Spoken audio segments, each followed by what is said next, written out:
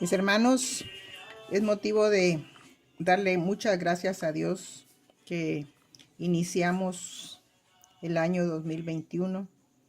Tenemos la bendición de que Él nos ha guardado y sigue dándonos el privilegio de reunirnos para escudriñar su palabra.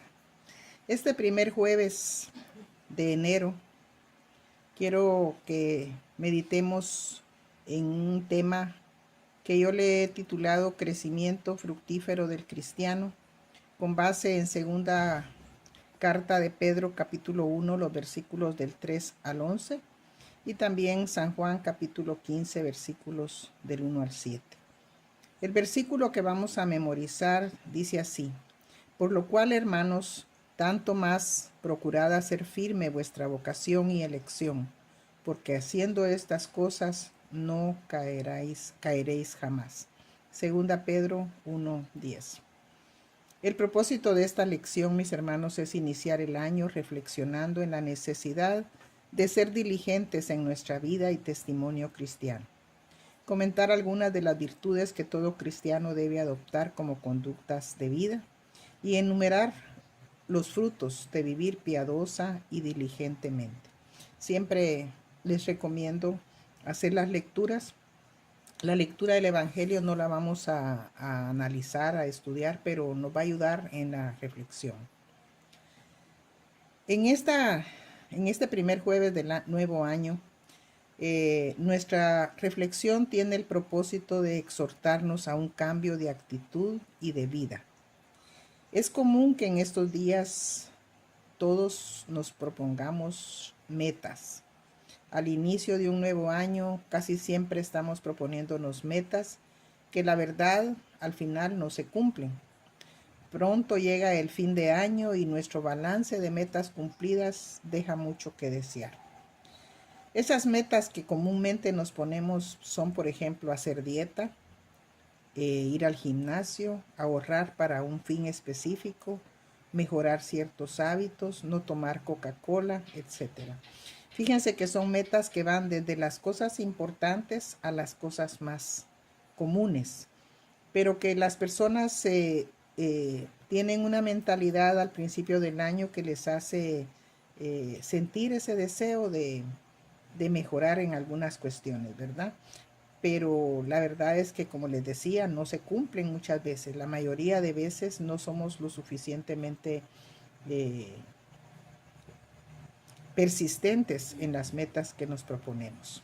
Ahora, hablando de los propósitos o metas que tienen que ver con nuestra relación y obediencia a Dios, la cuestión es diferente. Este texto que estamos viendo en la segunda carta del apóstol Pedro nos manda a ser diligentes. Y esa palabra, mis hermanos, hay que ponerle mucha atención. Es usada en la Biblia. En algunos textos, no pocos, están llamándonos a ser diligentes. Y diligentes es lo opuesto del negligente. Negligente es la persona que ve venir un problema y no se previene y no busca maneras de que ese problema no le afecte. Está con los brazos cruzados, podríamos decir, viendo venir una situación difícil y no hace nada por evitarla. Y en cuanto a sus relaciones, a sus obligaciones, también la negligencia se manifiesta en no cumplir con las obligaciones como debe de ser, ¿verdad?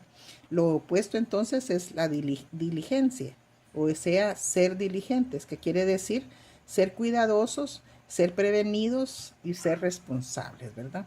Vemos venir un problema y con mucha diligencia pues nos preparamos para que ese problema pase de largo pero que no nos afecte.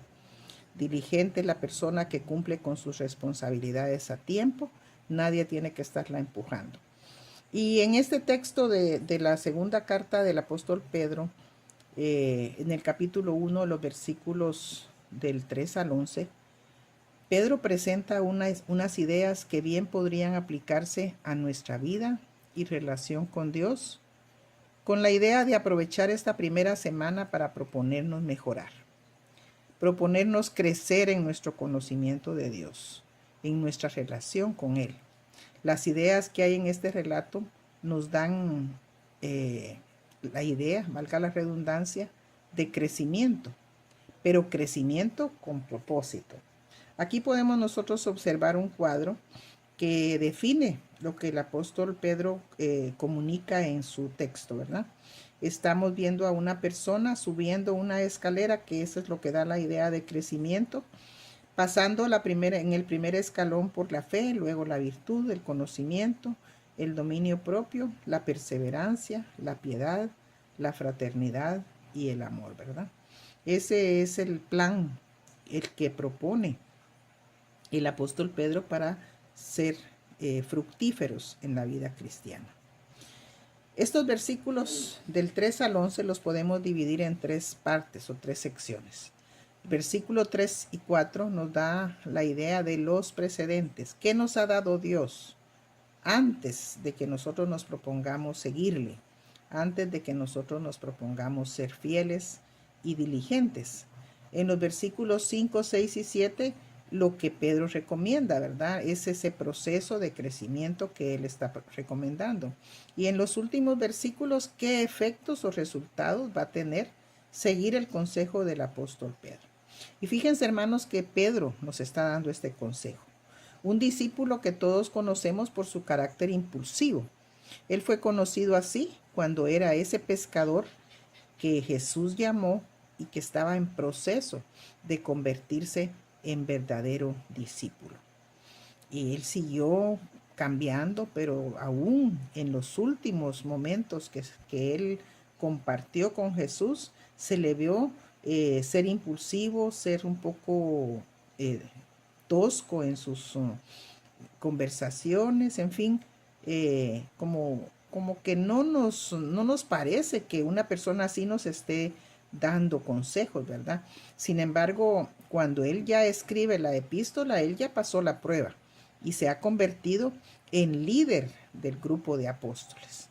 Y si todos los apóstoles le dieron a Pedro ese liderazgo, él tomó un lugar privilegiado y él ahora pues es una persona diferente y él aconseja. Y nos aconseja disciplina.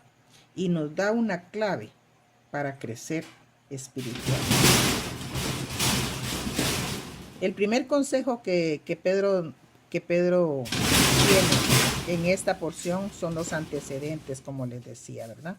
Dios nos ha dado nuestra vida, perdonó nuestros pecados y nos ha bendecido espiritualmente. Por eso nosotros debemos ser diligentes y crecer. Pedro nos recuerda que desde que creímos en Jesús nos ha concedido preciosas y grandísimas promesas. Eso es lo que dicen los primeros versículos. Nos hizo participantes de la naturaleza divina y nos libró de la corrupción del pecado. Y recordemos Efesios 2 que dice que nosotros estábamos muertos en nuestros delitos y pecados cuando el Señor nos rescató, ¿verdad? Y por el pecado viene toda clase de males, hermanos. Problemas legales, enfermedades, un montón de situaciones vienen por el pecado. Pero el Señor nos libró de todo eso. Esos son los dos versículos en los que Pedro da como su introducción. ¿Por qué Él nos va a recomendar crecer? Porque ya Dios nos ha dado una nueva vida y nosotros tenemos que vivir de acuerdo a esa nueva vida que tenemos en Cristo. Entonces debemos crecer y dar frutos. Fíjese que los niños al nacer tienen un peso y una talla, pero no se quedan con ese peso y talla que tienen al nacer. Cada día ellos van creciendo en ambos aspectos, es decir, en peso y en talla. Y así el cristiano también debe crecer. Para ello debe comenzar una nueva forma de vida. Por eso estaba yo relacionando al principio esta lección, este texto, con esos propósitos que nos hacemos a principio de año. Aunque esta lección nos sirve en marzo, en junio, en octubre, en el mes que sea, ¿verdad? Pero la estamos tomando hoy como para dar un incentivo a cada uno de los que pueden ver este video y decirles, hoy es el momento. No esté pensando en que va a bajar de peso y nunca va a ir al gimnasio, pero póngase a pensar en su vida cristiana. ¿Qué quiere lograr? Una vida marcada por ciertas cualidades. Y estas cualidades están enumeradas en un orden ahí, empezando del capítulo 5 hasta el capítulo 8. Y dice fe, virtud, conocimiento, dominio propio, paciencia, piedad, afecto fraternal y amor. Aquí los términos están como aparecen en la versión Reina Valera 60, que es la que nosotros usamos más comúnmente, ¿verdad? Entonces él dice, así vosotros, después de dar los antecedentes, dice, así vosotros añadid a vuestra fe virtud, a la virtud conocimiento, al conocimiento dominio propio, al dominio propio paciencia, a la paciencia piedad, a la piedad afecto fraternal y al afecto fraternal amor. La fe es el fundamento, pero a la fe le debemos agregar cada uno de esos elementos que ya enumeramos. Y entonces parece como que la fe no sirve. La fe sirve, mis hermanos. Como les digo, es el fundamento de nuestra vida cristiana. Pero en ese crecer, en ese subir las graditas de la imagen que yo les mostré al principio, nosotros tenemos que ir asumiendo otras cualidades. Además de tener fe, vamos a tener virtud. Además de virtud, vamos a tener conocimiento, es decir, estar leyendo la Biblia, estar estudiando, estar oyendo las predicaciones, las enseñanzas en la iglesia. El dominio propio, mis hermanos, que es tan importante en cualquier taller que usted reciba de capacitación para tener relaciones personales sanas, positivas en una empresa o en el grupo de trabajo, le van a hablar del dominio propio, porque si no tenemos dominio propio vamos a ser personas que andamos rompiendo vidrios, pegando golpes y haciendo cosas por impulso.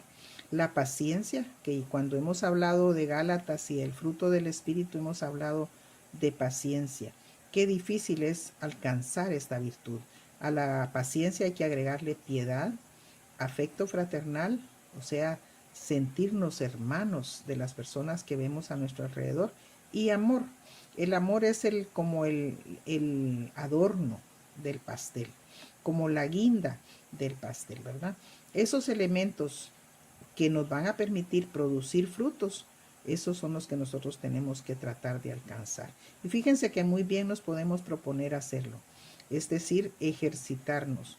Y cada uno de nosotros podemos poner un calendario o algún planificador en nuestra casa, en algún lugar de nuestra habitación, e ir marcando en qué momento, en qué día yo ejercité el dominio propio, porque algún compañero de trabajo, algún miembro de la familia me estaba molestando, me quiso sacar de quicio, pero yo tuve dominio propio, tuve paciencia, porque es mi hermano, yo le amo y tengo afecto fraternal y amor. Y esto de hermano no solamente me refiero a hermanos de sangre, sino también hermanos en Cristo, hermanos de tal vez porque estudiamos juntos, no es correcto que miremos, bueno, mis amigos son estos, pero aquellos solo fueron mis compañeros en las aulas. Y los hermanos en la iglesia, pues en la iglesia son mis hermanos, pero ya fuera de la iglesia no. Tenemos que tener todas esas virtudes ejercitándolas cada día. En el Evangelio de San Juan, que fue el texto que yo les puse, el Señor Jesús nos manda que debemos dar fruto.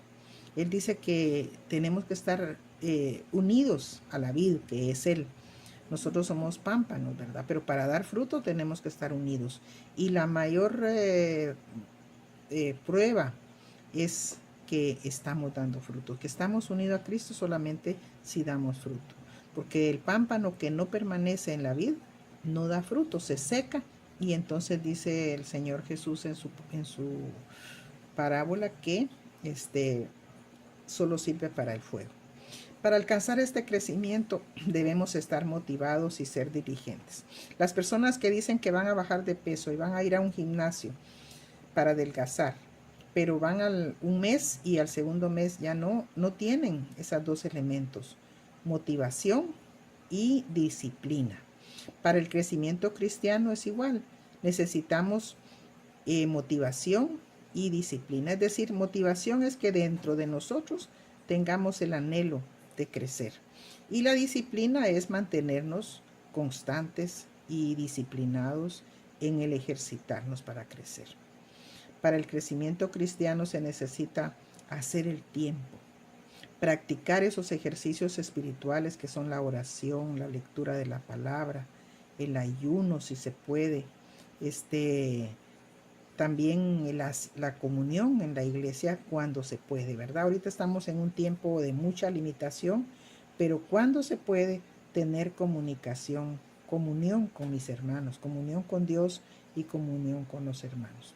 Fíjense que la mayoría de iglesias se están esforzando por presentar cultos por medio de la tecnología, usando plataformas, videos, etcétera, pero muchas personas son indiferentes a esas tecnologías, aunque las tengan en su casa, porque la justificación es que en muchos lugares no hay tecnología, pero hay personas que teniendo la tecnología en su casa no hacen el tiempo para oír la predicación, para participar de la reunión virtual, etcétera. Entonces hay que estar, como se dice también, comiendo sano. Recuérdense que la palabra de Dios, el Señor la pone gráfica por medio de decir que es nuestro alimento, ¿verdad? El salmista dice que la palabra, los mandamientos de Dios son deliciosos, más dulces que la miel. Y también habla de la comida espiritual, ¿verdad? El alimento espiritual que es la palabra de Dios. Pero tenemos que comerla y comer sano. No estar nada más leyendo un versículo diario, pero estar leyendo muchas cosas o viendo películas que no nos traen ningún beneficio. Y como conclusión, hermanos, tomemos en cuenta que Pedro escribe a una comunidad influenciada por el pensamiento griego. Los griegos le daban importancia a dos cosas: la sabiduría y la preparación física. ¿Por qué? Porque para ellos el ser humano se convertía en un sabio, un filósofo, un poeta, un investigador, un escritor, o se preparaba físicamente para ser un buen guerrero o un buen deportista. Así el hombre se formaba, ¿verdad? Y el que no lo lograba, no valía dentro de esa cultura. Ahora, el hombre que se formaba nada más pensando en la sabiduría y la preparación física era débil, fíjense, en un punto. Y ese punto es: su vida era fácilmente dominada por la inmoralidad, por la maldad, por cualquier clase de vicio. ¿Por qué? Porque se había dedicado a una preparación de su cuerpo físico, a una sabiduría humana, pero no había buscado estos elementos que son la fe, el conocimiento, la virtud, el dominio propio, la paciencia, el amor fraternal, nada de eso. Para ellos eso no valía, y entonces era fácilmente presa de la inmoralidad o de cualquier otro pecado. El cristiano, sin embargo, después de llegar a la fe, debe crecer. Y espiritualmente debe crecer hasta dejar de ser ciego. Ahí en el texto Pedro dice que el que no tiene todas estas cosas es corto de la vista, es ciego y se mantiene ocioso y es débil ante la maldad y las pasiones humanas. Y así, si las tiene, en cambio, estará listo para ganar la vida eterna. La meta, mis hermanos, de todo cristiano es permanecer en Cristo para llevar fruto. Y el Evangelio nos dice que lleve mucho fruto. Ese es un énfasis que el Evangelio tiene y que nosotros debemos de tratar de tener presente en este año. Mi deseo es que Dios les bendiga, que este año que iniciamos sea muy bendecido, pero también de mucho crecimiento.